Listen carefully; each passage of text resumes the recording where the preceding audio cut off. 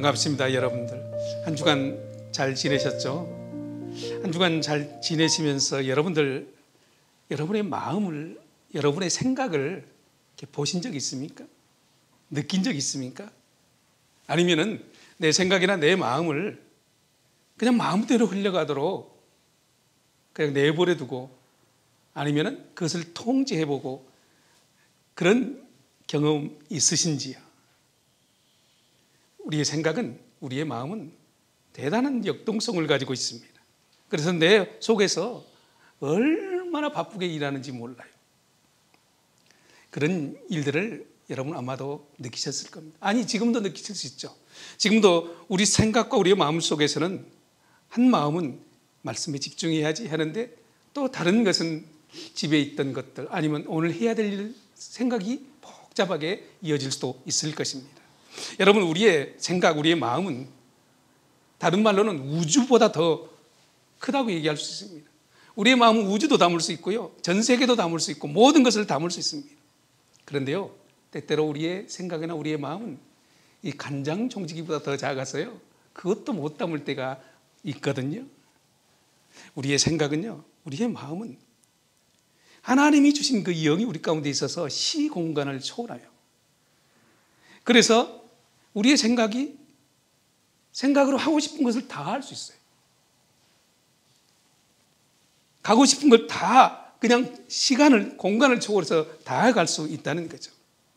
이것이 우리의 생각의 세계이고 마음의 세계입니다. 우리 그리스도인들은 지금 그냥 보통의 삶을 살아가는 것 같지만은 매일, 매 순간을 정말 치열한 생각 속에서, 마음 속에서 치열한 전투를 계속하고 있는 것입니다. 전쟁터에 나아가는 군인들이 자기에게 허락된 보직과 또 무기를 가지고 잘 무장해서 그것을 훈련하잖아. 계속 훈련해서 이제 실제 전투에서 이기기 위해서, 잘 싸우기 위해서 훈련하는 것처럼 우리도 계속해서 이 전신갑주 시리즈를 통해서 영적으로 무장하는 법을 배우고 있습니다. 전쟁에서 가장 중요한 것은 적이 누구인가, 누가 나를 공격해오는가, 그리고 적이 어떤 무장으로 우리에게 어떤 공격을 해오는가, 또 어떤 전술을 가지고 공격해 오는가, 이런 것을 잘 알아야 우리가 잘 대처해서 승리할 수 있지 않겠습니까?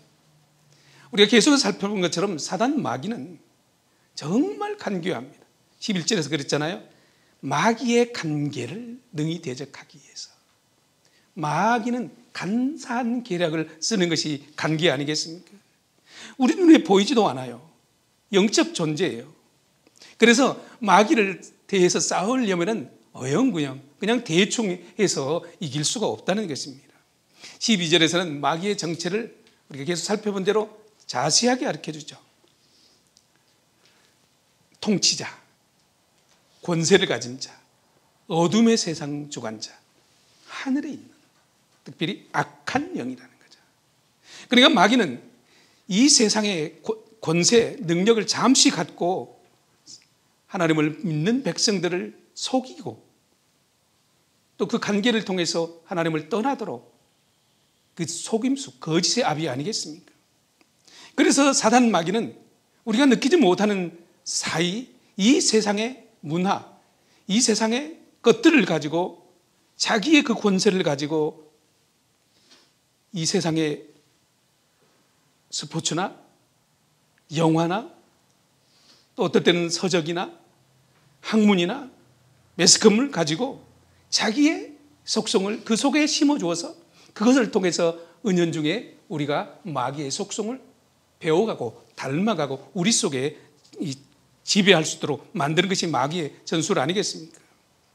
그래서 마귀는요, 우리가 아는 것처럼 갈수록 간계하게 사람들의 더 자극적이고 더 육체적이고 더 감각적이고 더 쾌락적인 것을 사단은 전략을 만들어서 사람 속에 스물스물 스며드는 것이 사단입니다.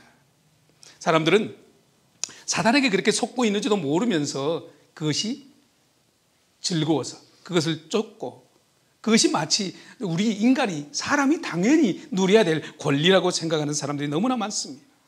사단은요, 사람들 속에 신은 없다, 하나님은 없다고, 그리고 절대 진리를 부인하게 합니다. 어떻게 하나님이 있어? 과학이, 그리고 우리 이성이, 합리성이 최고 아니야? 이성과 합리성을, 과학을 뛰어넘는 것이 세상에 어디 있어? 사람이 하고 싶은 대로 하는 것이, 사람이 요구하는 대로 하는 것이 인간 최고의 자유이고, 이것이 사람 아니야? 사람이 신이야. 사람이 최고야. 이렇게 사단은 사람 우선주의, 그 뉴에이지 사상이 그런 것 아니겠습니까? 그렇게 해서 사람의 가치, 사람의 즐거움, 향락을 최대한 누리도록 그렇게 괴락을 가지고 사람들 속에 공격해 온다는 것입니다. 믿지 않는 사람들은 이미 사단이 점령해 버렸기 때문에 그 속에서 영적 마음의 전쟁이 일어나지 않습니다. 이미 사단에게 점령했기 때문에. 반면에 우리 그리스도인들은 믿는 순간부터 사단은 빼앗긴 자기의 사람들을 다시 찾아오기 위해서, 그 영역을 다시 회복하기 위해서 수단과 방법을 가리지 않고 공격해 오는 것입니다. 그 공격 때문에 우리는 사단과의 영적 전투를 그칠 수가 없는 것입니다. 여러분, 사단이 우리를 공격해오는 그 루트가, 도구가 무엇일까요? 그것은 우리의 생각입니다. 우리의 마음입니다. 요한복음 13장 2절에 보면은 이렇게 얘기하고 있습니다. 마귀가 벌써 시몬의 아들 가롯 유다의 마음에 예수를 팔려는 생각을 넣었다. 마음에 생각을 넣었다. 그렇지 않습니까? 마귀가 40일 금시간 우리 예수님 찾아가서 세상에 좋은 것으로 우리 예수님을 생각을 바꾸게 하고 예수님의 가는 길을 막으려고 하지 않았습니까? 유혹하지 않았습니까? 미혹하지 않았습니까? 그래서 사단 마귀는 우리의 생각과 우리의 마음을 공격하는데 어떻게 하느냐? 고린도후서 4장 4절에 보면, 상반절에 보면, 이 세상 신이 믿지 아니하는 자들을 혼미케 하여. 이 세상 신, 잠시 세상의 권력을 가진 사단이 사람들의 마음을 혼탁시키고 혼미하게 한다는, 그래서 진리가 무엇인지 알지 못하게 하고 받아들이지 못하게 하고 사람들 속에 거짓을 두면서 혼미하게 해서 진리가 비진리가 무엇인지 모르도록 진짜와 가짜를 섞여버린다는 것입니다. 그래서 사람들로 하여금 진리로부터 점점 멀어지게 하는 것이 사단의 전략이라는 거죠. 그러나 예수님은 마귀를 이렇게 평가했습니다. 요한복음 10장 10절입니다. 우리 함께 할까요? 시작. 도적이 오는 것은 도적질하고 죽이고 멸망시키는 것뿐이요. 그렇습니다. 사단은요, 딱 한 가지 목적입니다. 죽이는 것입니다. 멸망시키는 것입니다. 그러니까 사단을 통해서 더 좋은 것 있을 수가 없습니다. 그래서 우리가 사단의 이 죽이고 멸망시키려는 미혹에서 벗어나기 위해서 우리는 영적인 무장이 필요한 것입니다. 이것을 우리는 계속해서 배우는 전신갑주라고 얘기하지 않습니까? 전신갑주는 6개가 있죠. 성령의 검 위에는 모두 다 엄밀하게 보면은 방어용에 더 가깝습니다.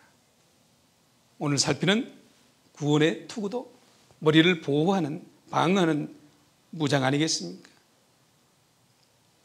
5가지가 방어용이고 성령의 검 한 가지만 공격력이라는 측면에서 본다면 우리는 사탄과의 싸움이 어쩌면 사단과 1대1로 대적해서 공격해서 사단을 죽일 수 있고 패배시킬 수 있는 것이 아니라 사단의 공격을 방어용 5가지를 통해서 우리는 어쩌면 방어에 더 치중해야 되는, 사탄의 공격 속에 치중해야 되는 그런 의미인지도 모릅니다. 그러나요, 결코 방어 무기가 그 힘이 없거나 능력이 없거나 약한 것은 절대 아닙니다.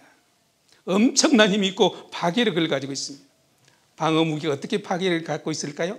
그러면 우리 예수님께서 말씀하신 산상수훈에서 보십시다. 마태복음 5장입니다. 악한 자를 대적하지 마라. 방어하라는 거죠. 오른편을 뺨을 치거든 왼편도 대라는 거예요. 이게 방어. 속옷을 원하는 사람에게 겉옷까지 주고, 오리를 가기를 원하는 사람에게 심리를 동행하고, 내게 구하는 자를 거부하지 말고 거절하지 말고 이웃을 사랑하되 원수까지 사랑하라. 여러분, 원수를 대적하여 싸우지 아니하고 사랑으로 그 원수를 이기라는 거죠. 이것이 지난주에 봤던 비대칭 전략입니다. 주먹을 내미는 이에게 주먹을 내지 않고 사랑을 내미는 거죠. 이것이 방어 전략의 최고의 모습 아니겠습니까? 악을 악으로 갚지 않고 악을 선으로 이기는 그 방어 전략. 그렇기 때문에요, 악을 이기는 최선의 전술은요, 선입니다. 사랑입니다. 선이 능력이고 사랑이 강력한 힘이 있다는 것입니다. 여러분, 방어전은 공격하는 것보다 더 전술적으로 치밀하고 조직적으로 훈련되어 있어야만 그 성을 방어할 수 있는 것 아니겠습니까? 그런데 중요한 것은 이 전신갑주 모든 것이요, 깊이 들어가 보면 다 하나님의 말씀의 무장입니다. 우리 가운데 어떻게 적용하는가에 따라서 허리띠가, 진리의 허리띠가 말씀이 되고, 의의 호신경이 말씀이 되고, 또는 믿음의 방패가 말씀이 되고, 구원의 투구가 말씀이 아니겠습니까?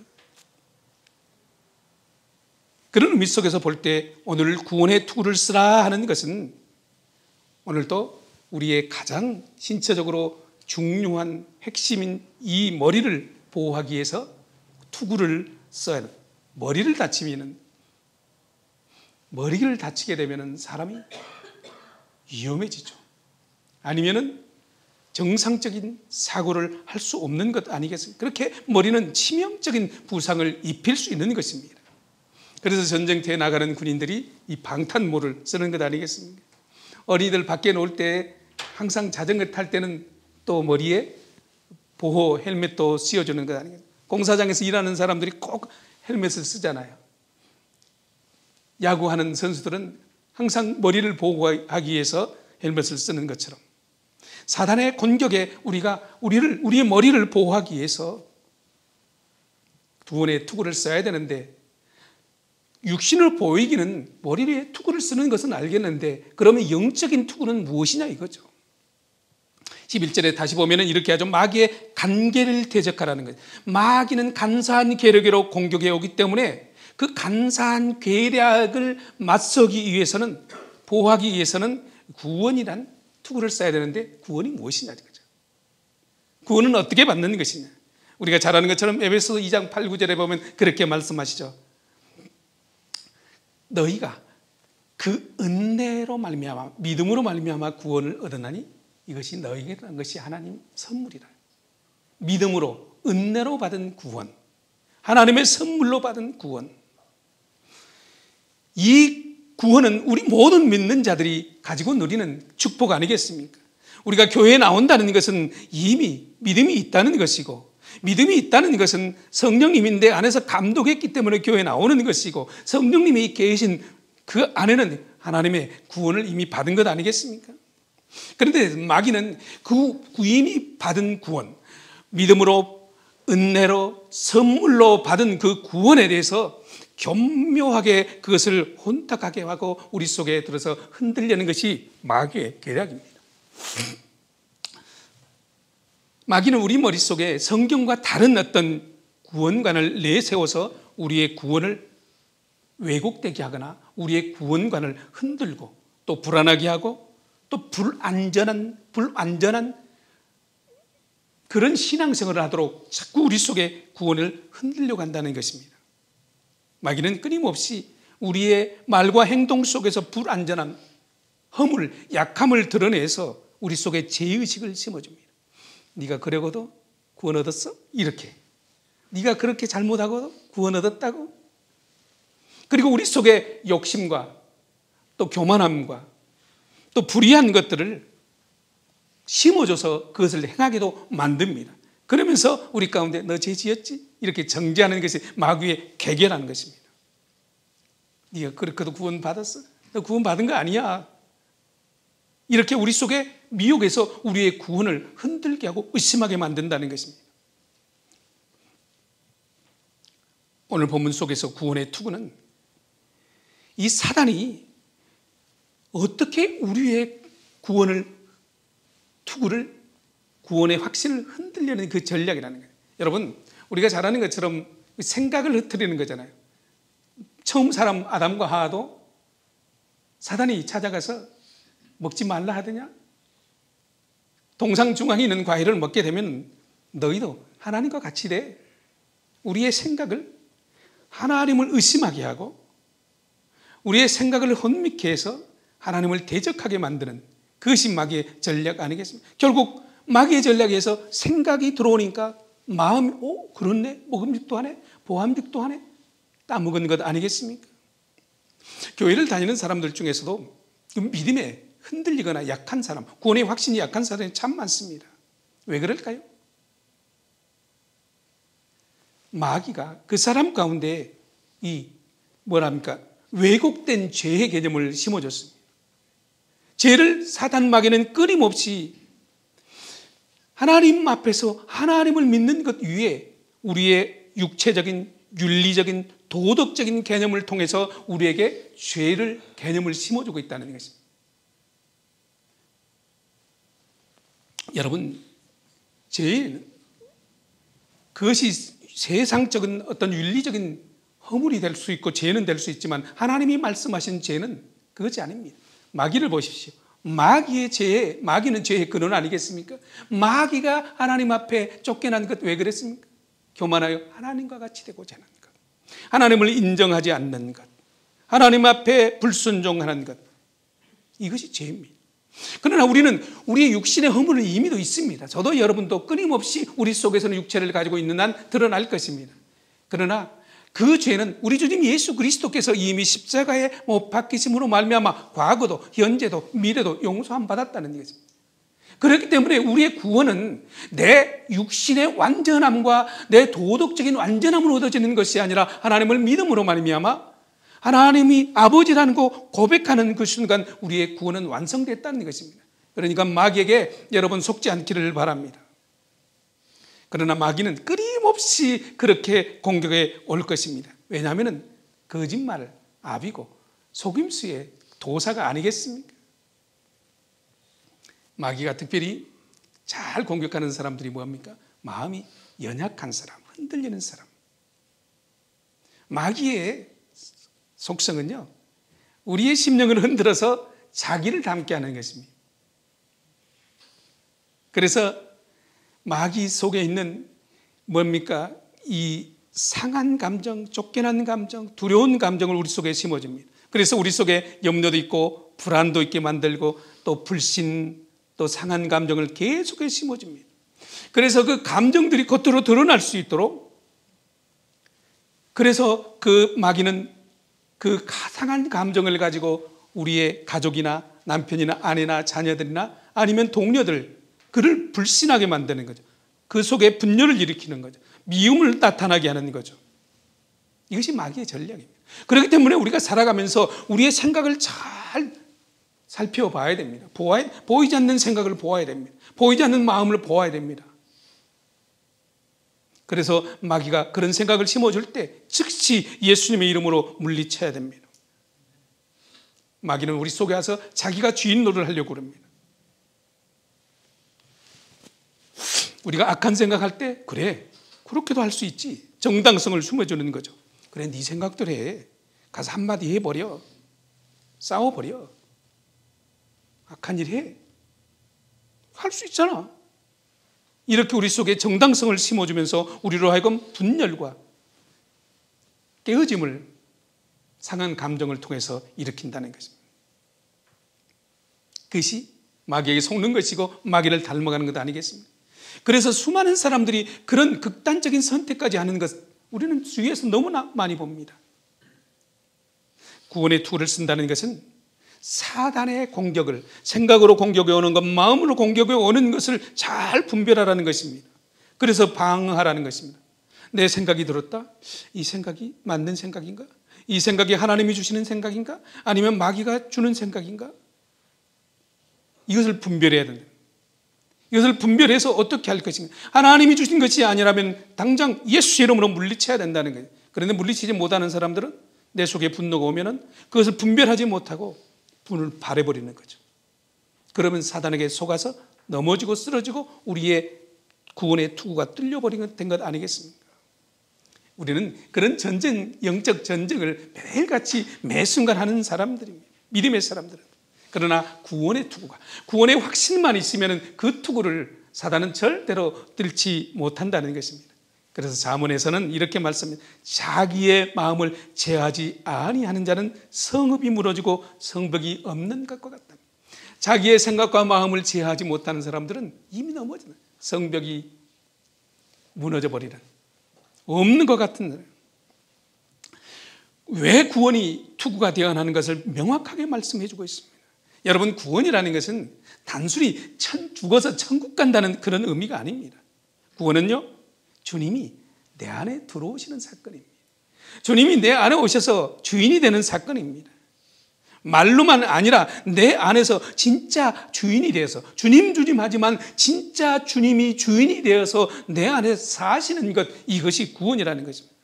그래서 그전에는 생각이 내 것이었고 내 마음이 내 마음이라고 착각하고 살아왔지만은 이제는 내 안에 있는 생각이 내 것이 아니고 주님의 것이고, 내 마음이 이제는 내 것이 아니고 주님이 나의 주인 되어 주셔서 나를 지배하시고 통치하신다는 사실을 깨닫게 될 때는 우리는 내 마음에 사단이 공격해 올 때 얼마든지 분별할 수 있다는 것입니다. 사랑하는 교회 여러분, 하나님이 주신 것 아닌 것들을 여러분의 마음속에 깊이 간직하지 않기를 바랍니다. 미움이나 특별히 불평이나 불만이나 또 우울감이나 외로움들, 상한 감정들, 이런 것들을 사단은 정확히 알고 우리 속에 파고든다는 것입니다. 여러분, 구원받기 전에 나의 모습은 그럴 수 있습니다. 우리의 육체의 연약함을 끊임없이 사단은 공격하기 때문에. 그러나요, 이 구원받고 난 이후에 내 삶은 옛사람은 옛자, 내가 아닙니다. 내가 거듭난 나는 하나님 안에 있는 나. 그래서 고린도후서 5장 17절에서는 그렇게 말씀하십니다. 우리 함께 합니다. 시작. 그런즉 누구든지 그리스도 안에 있으면 새로운 피조물이라, 이전 것은 지나갔으니 보라 새 것이 되었도다. 그렇습니다. 이미 예수 안에 있는 우리의 육체는 낡았으나 이것은 우리의 옛사람이고 구원받은 우리의 새로운 사람이 내 속에서 산다는 것입니다. 그렇게 엄밀히 말하면 우리 속에는 옛사람인 나와 새로운 사람인 내가 싸운다는 것입니다. 옛사람은 사단이 갖고 흔듭니다. 그러나 새로운 나는 하나님의 영이 나를 통치하고 있는 새로운 나 아니겠습니까? 그렇기 때문에 사단이 공격에 올 때마다 과거의 옛사람인 나를 보지 말고 새로운 나를 보아야 된다. 영이로 하나님 안에 있는 나를 보아야 된다는. 그래서 끊임없이 옛사람이 내 육체, 옛사람을 통해서 공격이 올 때마다 사단에게 이렇게 얘기합니다. 나는 거듭난 하나님의 사람이야. 옛사람은 이미 죽었어. 나는 새로운 사람이 되었어. 나는 구원받았어. 나는 하나님의 주인인 하나님의 사람이야. 이렇게 당당히 고백할 수 있어야 되는 것 아니겠습니까? 우리는 탕자 얘기를 너무나 잘합니다. 탕자가 나가서 돌아올 수 없는 그런 처참한 지경에 이르렀습니다. 그럼에도 불구하고 탕자가 자신의 아버지 집으로 돌아올 수 있었던 것은 뭡니까? 내 아버지는 나를 반겨주실 것이라는, 내 아버지는 그럼에도 불구하고 나를 품어주시는 그 절망감 가운데 포기하지 아니하고 희망을 갖고 아버지 앞에 나온다는 것입니다. 우리는 끊임없는 새로운 소망 가지고 넘어지더라도 또다시 일어나서 아버지 앞에 나와야고, 실수하더라도 아버지 앞에 또 나온 당자처럼 우리는 끊임없이 오뚜기처럼 세워져서 하나님 앞으로 나오고는 것, 이것이 믿음의 전쟁이고 이것이 믿음의 사람 아니겠습니까? 우리는 앞으로 또 넘어질 수 있습니다. 실수할 수 있습니다. 허물을 드러낼 수 있습니다. 그럴 때마다 사단이 너 죄지었지? 너 죄인이야? 너 구원 받은 거 아닌 것 같은데? 이렇게 공격 올지라도 그것을 흔들리지 말고 구원의 확신을 가지고 사단의 공격을 물리침으로 말미암아 내 속에서 끊임없이 공격이 올 때마다 희미해지는 그 확신이 희미해질 때마다 말씀으로 구원의 확신으로 우리는 사단의 공격을 물리쳐야 된다는 것입니다. 여러분, 우리의 약한 나를 위해서 우리 주님은 십자가에 못 박혀 죽으시지 않았겠습니까?